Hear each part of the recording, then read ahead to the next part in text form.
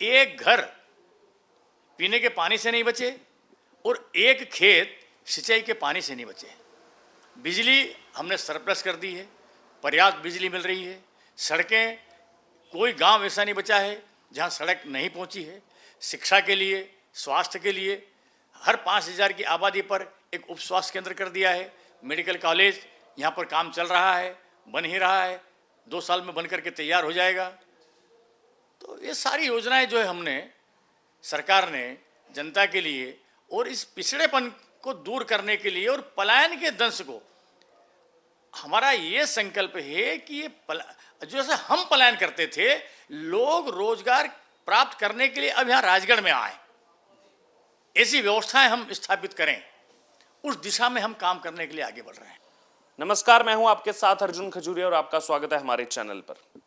आज हमारी टीम आ पहुंची है राजगढ़ में और सीधे तौर पर आइए बात करेंगे राजगढ़ के सांसद रोडमल नागर जी से। सर, स्वागत है आपका हमारे चैनल पर। सर, अगर यहाँ की बात की जाए, सबसे पहले मैं इस चीज से शुरुआत करना चाहूंगा। कोई भी चीज किसी भी क्षेत्र में अगर पहली की जाती है तो एक इतिहास बन जाता है युगों युगों तक। और इस क्षेत्र की अगर बात करूं तो मध्य प्रदेश में पहला व्यावसायिक यहाँ पर महाविद्यालय खुल रहा है। सर, क्या कहेंगे इस पर? देखिए, ये पहला व्यावसायिक महाविद्यालय, इसके हकीकत में इसकी जड़ में हमको जाना पड़ेगा। इस राजगढ़ का जो नाम है वो काला पानी के नाम से जाना जाता था, पिछड़े जिले के नाम से जाना जाता था। और यहाँ हमारे सामने सबसे बड़ी अगर कोई चुनौती थी तो वो चुनौती थी पलायन की। और पलायन केवल मजदूर पेट पालने के लिए जाता था ऐसा नहीं है, मजदूर भी पेट पालने जाता था, किसान भी पेट पालने जाता था, व्यापारी यहाँ से बाहर जाता था, विद्यार्थी यहाँ से बाहर जाता था, हर व्यक्ति यहाँ से बाहर जाता था। जिसको अपना घर कहें, आधे से ज़्यादा जिला अपने घर में 3 से केवल 4 महीने रहता था, केवल 3 से 4 महीने, बाकी अपने आसपास दर की ठोकरें खाता फिरता था। तो ये जो पलायन का दंश था, ये पलायन का दंश हमारी कृषि के आधार पर भी था, हमारे व्यवसाय के लिए भी था, हमारी शिक्षा के लिए भी था, हमारे स्वास्थ्य के लिए भी था, हमारे रोजगार के लिए भी था, हर काम के लिए पलायन। और इस पलायन के दंश से हम बाहर कैसे निकलें, इसके लिए हमने तमाम प्रकार के आयाम यहाँ पर खड़े किए। और आदरणीय प्रधानमंत्री नरेंद्र मोदी जी ने इस जिले को, पिछड़े जिले को, बैकवर्ड जिले को आकांक्षी जिले के रूप में लिया और आज ये जो विकसित जिले हैं उनकी पंक्ति में खड़ा हुआ है। और उसी प्रेरणा से, उसी संदेश से, उसी पीड़ा से हमने प्रयास किया शिक्षा के क्षेत्र में, और हमारे बच्चे बाहर नहीं जाएं, परेशान नहीं हों, इसलिए प्रदेश का पहला व्यावसायिक महाविद्यालय भी राजगढ़ में पूरा का पूरा पैसा केंद्र का है, पूरा पैसा रूसा से पूरा पैसा आया है। और वो केंद्र की योजना का पहला व्यावसायिक महाविद्यालय उस आधार पर राजगढ़ में खुला, ताकि हमारी शिक्षा के लिए भी, हमारे बच्चों को व्यावसायिक शिक्षा के लिए भी हमारे बच्चों को पलायन नहीं करना पड़े। सर, उसके अलावा अगर बात की जाए, आजकल पूरे प्रदेश में लाडली बहना काफ़ी सुनने को मिल रहा है। लाडली बहना योजना हो, लाडली बहना लक्ष्मी योजना हो, अब आवास योजना का भी शुभारंभ हुआ। अगर यहाँ के आंकड़ों की मैं बात करूँ तो 1 लाख तक वो आंकड़ा छू रहा है, लाडली लक्ष्मी योजना के नाते मैं बात करूँ। लाडली लक्ष्मी योजना का आंकड़ा 1.25 करोड़ के लगभग मध्य प्रदेश का हो गया है और 1 लाख से ऊपर यहाँ राजगढ़ का भी हो गया है। और केवल ये लाडली बहना के लिए आदरणीय प्रधानमंत्री जी ने या भारतीय जनता पार्टी की सरकार ने या हमारे मुख्यमंत्री जी ने काम किया है ऐसा नहीं है। ये शौचालय, हर घर में शौचालय, तो ये शौचालय नहीं होना ये माँ बहनों के लिए कितना तकलीफ का विषय होता था। और इसलिए हर घर में शौचालय, जनधन के खाते, ये मातृशक्ति के लिए कितने उपयोगी हुए हैं इसकी हम कल्पना नहीं कर सकते। इसी के साथ हमारे यहाँ प्रधानमंत्री आवास, अब प्रधानमंत्री आवास में 1.25 लाख के लगभग इस जिले में, केवल इसी जिले में 1.25 लाख के लगभग मकान बन चुके हैं। 1 लाख के लगभग मकान अभी पाइपलाइन में है, जिनका सर्वे हो चुका है। और उसके बाद भी हमारे मुख्यमंत्री जी ने कहा है कि इसके बाद भी अगर कोई पात्र हितग्राही बचता है तो उसको भी आवास मिलेगा। और इन सब में महिलाओं के नाम से हैं। उज्ज्वला ये महिलाओं के नाम से है। तो महिला सशक्तिकरण के लिए हमारी सरकार पहले दिन से जागरूक है, पहले दिन से सचेत है। ये लगातार श्रृंखला में काम हो रहे हैं। लाडली बहना भी उस कड़ी का एक हिस्सा है। सर, अगर मध्य प्रदेश की मैं बात करूं, जनजातीय संख्या यहाँ पर सबसे ज़्यादा आती है और उनके लिए जो योजनाएं चलाई जा रही हैं उन लोगों के लिए, ताकि वो भी कंधे से कंधा मिला करके बाकी वर्गों के साथ जो है समाज में उठ करके काम कर सके, उसके लिए कितना लाभ यहाँ के लोगों को दिया जाए? देखिए, जनजातीय योजनाओं में भी ज़बरदस्त लाभ है। हर बहन को, हर महिला को जो है उसमें पहले से 1,000 रुपये महीना आदरणीय मुख्यमंत्री जी दे रहे थे। हमारे ज़िले में वैसे जनजाति क्षेत्र नहीं है, हमारे यहाँ बाकी क्षेत्रों में है, लेकिन ज़बरदस्त लाभ जो है अनुसूचित जनजाति और सब जाति, सब लोगों के लिए जो है ज़बरदस्त लाभ सरकार दे रही है। और जो सारी जो जनहितकारी योजना है, सारी गरीबों की जो योजना है, ये चाहे एससी हो, चाहे एसटी हो, चाहे ओबीसी हो और सामान्य वर्ग भी हो, तो उसके लिए भी सरकार ने योजना बनाई है। सबके लिए योजना बनाई है। सर्वस्पर्शी, सर्वव्यापी, सर्वग्राही, हर वर्ग के लिए जो है भारतीय जनता पार्टी की सरकार ने योजना बनाई है, जिसका लाभ सभी हर वर्ग को मिल रहा है। सर, आपने कई बार इस चीज़ पर बढ़ावा दिया है कि खेलों को बढ़ावा दिया जाए, स्पोर्ट्स में युवा जो है निकल करके आ गए हैं।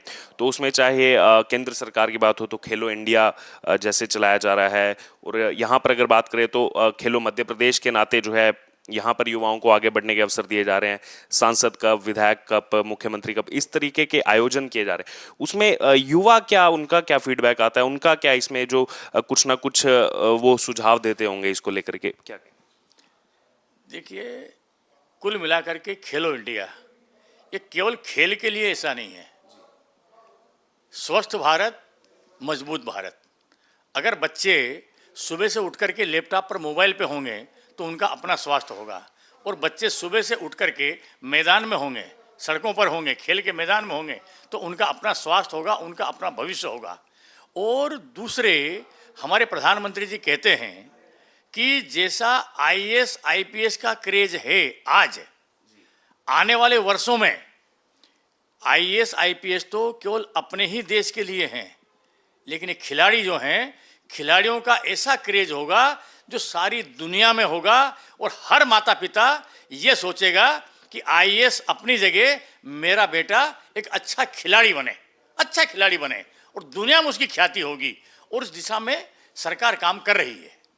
यहाँ पर मेडिकल कॉलेज का भी निर्माण किया जा रहा है, और आयुष्मान भारत योजना की भी बात की जाए तो अगर मध्य प्रदेश का आंकड़ा देखें, क्योंकि पहले जो यहाँ पर खबरें सामने आई कि सबसे कम समय में सबसे ज़्यादा यहाँ पर आयुष्मान कार्ड जो है वो लोगों के बनाए गए। अभी 26 जुलाई तक का आंकड़ा है कि प्रदेश की 7.25 करोड़ आबादी में से लगभग 50% आबादी के आयुष्मान कार्ड जो है वो बन भी चुके हैं।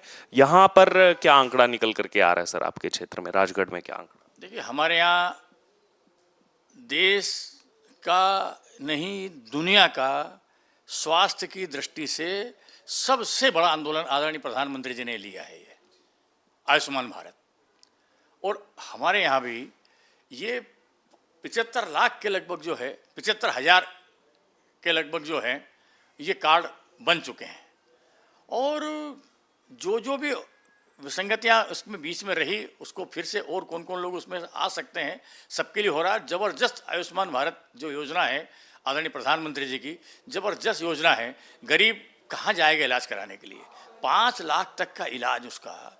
अगर सामान्य बड़े लोगों की तुलना में गरीब भी बीमार होता है, बड़े लोग भी बीमार होते हैं, लेकिन बड़े लोग तो अपने इलाज कहीं ना कहीं करवा लेते हैं जो सक्षम रहते हैं। गरीब कहाँ जाएगा? और इसलिए उसके स्वास्थ्य की गारंटी, उसके स्वास्थ्य की सुरक्षा ये भी आवश्यक है। हकीकत में ये देश की नहीं, दुनिया की सबसे महत्वाकांक्षी योजना है, जबरदस्त योजना है। उसके अलावा सर कौन सी ऐसी योजनाएं हैं जिनका सबसे ज्यादा लाभ इस क्षेत्र के लोगों को, चाहे रोजगार के अवसर की बात हो या फिर बाकी जो विभिन्न योजनाएं चलाई जा रही हैं केंद्र सरकार की, मध्य प्रदेश सरकार की, उसमें सबसे ज्यादा यहाँ पर लाभ लोगों को मिल रहा है? देखिए, ये एरिया जो है, ये क्षेत्र जो है कृषि प्रधान है। और कृषि में सबसे पहली आवश्यकता होती है पानी की, उसके बाद में होती है बिजली की, देन फिर सड़कें हैं, खाद है, दवाई है, शिक्षा है, ये बात की बात है। यहाँ पर 5-5 नदियाँ निकली है यहाँ, लेकिन ऐसी स्थिति थी जिसका कुछ कहना नहीं। यानी मैं आपको बताऊं कि बहुत ज़्यादा दूर नहीं जाएं, ये 2013-14 की बात है। 2013-14 में भी यहाँ पर जो सिंचित क्षेत्र है वो 48,000 हेक्टेयर जमीन यहाँ पर सिंचित होती थी। कितनी? 48,000 हेक्टेयर जमीन। आज 4 लाख हेक्टेयर जमीन नई सिंचित हो रही है और आने वाले 2 वर्षों में हम 1.5 लाख और करेंगे, 5.5 लाख हेक्टेयर जमीन नई सिंचित करेंगे। ये 2013 में हमारा जो खाद्यान्न है ये लगभग 78,000 मीट्रिक टन पैदा होता था, ऑन रिकॉर्ड है ये। लेकिन आज इस राजगढ़ जिले का ही खाद्यान्न पिछले साल 10 लाख मीट्रिक टन से ऊपर पैदा हो चुका है, 10 लाख मीट्रिक टन, और इसको हम 12-13 लाख मीट्रिक टन पर लेकर के जाने वाले हैं। तो ये जो खाद्यान्न की जो व्यवस्था है, अन्न की जो व्यवस्था है, अनाज की, और इससे किसानों की हालत, और किसानों की नहीं, व्यापारियों की, मजदूरों की, सबकी सेहत में ज़बरदस्त परिवर्तन आया है। वो पानी, तो सिंचाई का पानी, पीने के पानी के लिए भी एक भी गांव ऐसा नहीं छोड़ा है जहां पीने का शुद्ध नल से जल नहीं मिलेगा। 1365 गांव में तो अकेली एक एलएनटी का ही काम चल रहा है। ये ठीक है कि वो योजना 1-1.5 साल पीछे हो गई हमारी, लेकिन हमारे तमाम गांवों में समूह नल जल योजना के माध्यम से प्रत्येक गांव में, और उसके पीने के पानी की व्यवस्था, ये जो बड़े बड़े डैम बनाए हमने, जो डैम बने हैं, सिंचाई की व्यवस्था हुई है डैमों की वजह से हुई है। हमारा कुंडालिया डैम ये 4400 करोड़ का है, मोहनपुरा डैम ये 4,500 करोड़ का है, हमारे रेसई डैम 2250 करोड़ का है, सुठालिया पार्वती का डैम ये 1800 करोड़ का है, और कुछ क्षेत्र हमारा बच गया था। तो नर्मदा जी का पानी काली सिंध में डाल करके और राजगढ़ की धरती की प्यास बुझाएंगे। 65,000 हेक्टेयर जमीन हम उससे भी सिंचित करने वाले हैं, और इसलिए एक घर पीने के पानी से नहीं बचे और एक खेत सिंचाई के पानी से नहीं बचे। बिजली हमने सरप्लस कर दी है, पर्याप्त बिजली मिल रही है। सड़कें, कोई गांव ऐसा नहीं बचा है जहां सड़क नहीं पहुंची है। शिक्षा के लिए, स्वास्थ्य के लिए हर 5,000 की आबादी पर एक उप स्वास्थ्य केंद्र कर दिया है। मेडिकल कॉलेज यहाँ पर काम चल रहा है, बन ही रहा है, 2 साल में बन करके तैयार हो जाएगा। तो ये सारी योजनाएं जो है हमने, सरकार ने जनता के लिए और इस पिछड़ेपन को दूर करने के लिए और पलायन के दंश को, हमारा ये संकल्प है कि ये जैसे हम पलायन करते थे, लोग रोजगार प्राप्त करने के लिए अब यहाँ राजगढ़ में आए, ऐसी व्यवस्थाएं हम स्थापित करें, उस दिशा में हम काम करने के लिए आगे बढ़ रहे हैं। इसी प्रकार से यहाँ पर रेलवे की कोई सुविधा नहीं थी, बहुत लंगड़ी लूली सुविधा थी। एक गुना मक्सी रेल थी, लेकिन उसको भी हमने जो है इलेक्ट्रिफिकेशन करवाया। और रामगंज मंडी भोपाल जो इस राजगढ़ जिले के लिए इतनी आवश्यक योजना थी, उस योजना को भी 2000, वो भी हमारे माननीय प्यारेलाल जी खंडेलवाल जब 89 में सांसद थे तब उन्होंने स्वीकृत करवाई थी, और 2013 में इस सरकार ने उसको झालावाड़ तक ला करके बंद कर दिया था।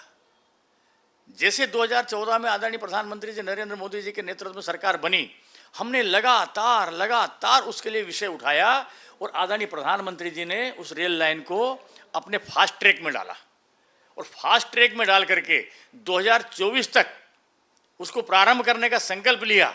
वो 2 कोरोना के साल निकल गए। आज स्थिति ये है कि सारी जितना बजट उस रेल लाइन के लिए चाहिए, टोटल बजट प्राप्त हो चुका है, काम जोरों से चल रहा है। राजस्थान से खिलचीपुर, राजगढ़, ब्यावरा, नरसिंहगढ़, कुरावर, सीधा भोपाल से कोटा, और कोटा से भोपाल की कनेक्टिविटी इसमें हो गई है। ब्यावरा ज़बरदस्त जंक्शन बनने वाला है, उसलिए रेलवे की सुविधा हो, हाईवेज की सुविधा हो, सारे हाईवेज चाक चौबंद हो गए हैं। नहीं तो पहले राजस्थान जाना होता, इंदौर जाना होता, भोपाल जाना होता। यहाँ से भोपाल से आपको आने में अधिकतम 1.5 से 2 घंटे लगे होंगे, 1.5 घंटे लगा होगा अभी तो। अगर हमको भोपाल जाना पड़ता, हमको 6-6 घंटे लगते, 6-6 घंटे, और हड्डियाँ टूट जाती। उसके बाद भी सही सलामत ना शरीर रहता ना गाड़ी रहती। आज कब भोपाल आ गया, कब इंदौर आ गया, कब ग्वालियर आ गया, कब गुना आ गया, कब राजस्थान आ गया। चाहे हाईवेज हों, चाहे रेलवेज हों, चाहे एयरवेज हों, सारी सुविधाएं भोपाल में कार्गो आ गया है। तो सारी सुविधाएं जो इस सरकार ने समाज के लिए, जिले के लिए दी है, और आगे जो जो आवश्यकता और होगी उसके लिए भी हम कटिबद्ध हैं। तो आपने सुना हमारे साथ सीधे तौर पर राजगढ़ से सांसद रोडमल नागर जी ने वो तमाम योजनाएं बताई जिनका लाभ जो है वो यहाँ के लोगों को, चाहे महिलाएं हो, चाहे युवा हो, चाहे बाकी वर्गों के लोग हो, उन सबको जो लाभ दिए जा रहे हैं। सर बहुत बहुत धन्यवाद प्यारा हिंदुस्तान के साथ बने रहने के लिए, आपने अपना कीमती समय दिया।